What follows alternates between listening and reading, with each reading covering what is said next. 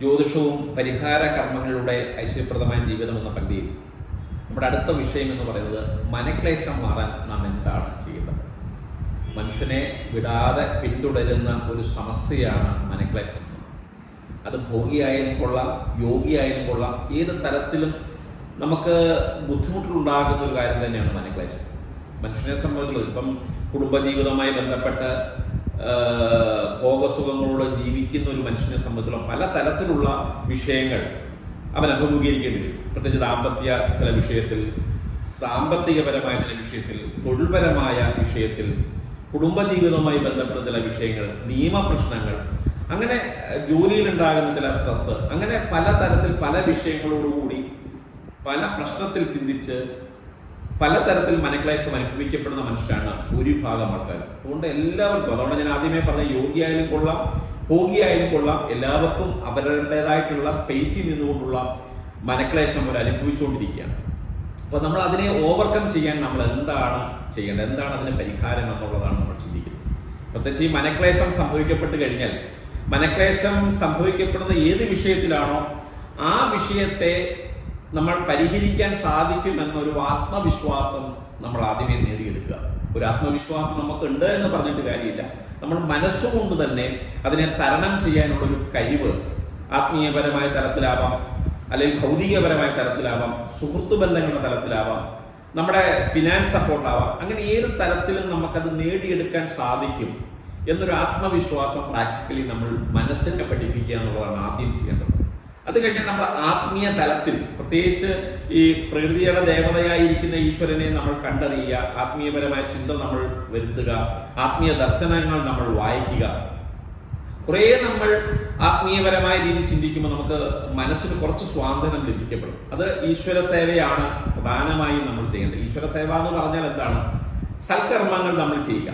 നമുക്ക് എല്ലാവരെയും നമ്മൾ സഹായിക്കുക എന്ന് പറയുന്നത് ഒരു മാനദണ്ഡമായ ഒരു കാര്യമല്ല. കാരണം സാമ്പത്തിക വിഷയം നമ്മൾ അഭിമുഖീകരിക്കുകയാണ്, നമുക്ക് വേറൊരാളെ സഹായിക്കാൻ സാധിക്കുന്നത്. പക്ഷെ നമ്മൾ നിൽക്കുന്ന സ്പേസിൽ നിന്നുകൊണ്ട് നമ്മൾക്ക് എന്താണ് ചെയ്യാൻ സാധിക്കപ്പെടുന്നത്? ഇപ്പം നമുക്കൊരാൾക്ക് വസ്ത്രം വാങ്ങിച്ചു കൊടുക്കാൻ സാധിക്കത്തില്ല, ചിലപ്പോൾ ഒരാളുടെ കടം നമുക്ക് തീർക്കാൻ സാധിക്കപ്പെടത്തില്ല, പക്ഷെ നമുക്ക് ഒരാൾക്ക് ഒരു നേരത്തെ ആഹാരം വാങ്ങിച്ചു കൊടുക്കാൻ സാധിക്കപ്പെടും. അപ്പം നമുക്ക് ഒരാൾക്ക് സഹായം ചെയ്യുമ്പോൾ ഉണ്ടാകുന്ന ഒരു മനസ്സന്തോഷം, അത് നമുക്ക് പൈസ കൊടുത്താൽ കിട്ടുന്ന ഒരു കാര്യമല്ല. അത് അവരിൽ നിന്ന് നമുക്ക് ലഭിക്കപ്പെടുന്ന ഒരു പോസിറ്റീവായിട്ടുള്ള എനർജി, നമ്മളോടുള്ള ഒരു പുഞ്ചിരി, നമ്മളോടുള്ള ഒരു താല്പര്യം, ഇതൊക്കെ നമുക്ക് കാണുമ്പോൾ നമുക്കൊരു മനസ്സന്തോഷം നമുക്ക് ലഭിക്കും. അപ്പോൾ നമുക്ക് ചെയ്യാൻ സാധിക്കപ്പെടുന്ന തരത്തിൽ മറ്റൊരാളെ സഹായിക്കാൻ ശ്രമിക്കുന്നത്, ദാനകർമ്മങ്ങളിലൂടെ ചെയ്യുന്നത് ഈശ്വര സേവ തന്നെയാണ്. അതുപോലെ ആത്മീയപരമായ ദർശനങ്ങൾ നമ്മൾ വായിക്കുക, അതുപോലെ വിഷയങ്ങളെ ലഘൂകരിക്കാനുള്ള മനസ്സ് നമ്മൾ ഉണ്ടാക്കിയെടുക്കുക. ഏത് വിഷയം വന്നോട്ടെ ആ വിഷയത്തെ തരണം ചെയ്യാൻ ഉള്ള കഴിവ്, അത് ആ വിഷയം ഇന്നതാണ്, ഇന്ന രീതിയിൽ നമുക്ക് പരിഹരിക്കാൻ സാധിക്കും, ഇന്ന രീതിയിൽ നമുക്ക് പോകാൻ സാധിക്കും എന്നൊരു കാൽക്കുലേഷൻ നമ്മൾ മനസ്സുകൊണ്ട് എടുത്തു കഴിഞ്ഞാൽ തീർച്ചയായും നമുക്കതിന് ലഘൂകരിച്ച് നമ്മൾ ആ വിഷയത്തെ തരണം ചെയ്ത് നമ്മുടെ ജീവിതത്തിൽ ഒരു വിജയം കൈവരിക്കാൻ നമുക്ക് സാധിക്കും.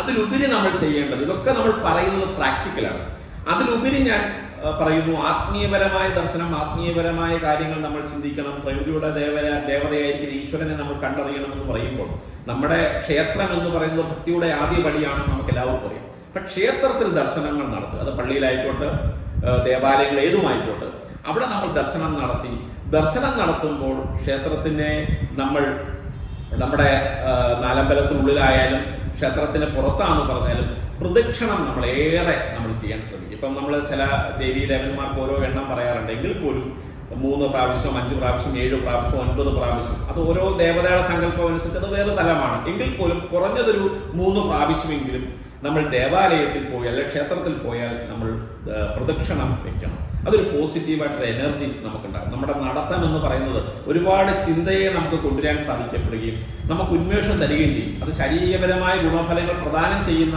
ഒരു കാര്യം തന്നെ. തീർച്ചയായും അതൊരു ഒരു ഒരു ആത്മീയപരമായ അല്ല ആത്മചൈതന്യം നമുക്ക് ലഭിക്കപ്പെടുന്ന ഒരു ഭാഗമാണ് എന്നുള്ളത് നമ്മൾ ചിന്തിക്കണം. രണ്ടാമത്, ശിവക്ഷേത്രത്തിൽ ശിവന് ജലധാരയോ ക്ഷീരധാരയോ വഴിപാടുകൾ കഴിക്കുന്നത് വളരെ ശ്രേഷ്ഠമായ ഒരു വഴിപാടാണ്. അത് നമ്മൾ ചെയ്തു പോകുന്നത് വളരെ നന്നായിരിക്കും. അത് നമ്മൾ ക്ഷീരധാരയായാലും ജലധാരയായാലും നമ്മൾ കഴിച്ചു കഴിഞ്ഞാൽ അത് നമ്മൾ സേവിക്കാൻ നമ്മൾ പഠിക്കേണ്ടത് അനിവാര്യമായ ഒരു ഘടകമാണ്. നമ്മൾ സേവിക്കണം, വഴിപാട് കഴിച്ച് നമ്മളത് സേവിക്കണം എന്നുള്ളത് പ്രധാനപ്പെട്ട ഒരു കാര്യമാണ്. അത് തീർത്ഥമായപ്പോൾ നമ്മൾ സേവിക്കാറുണ്ട്.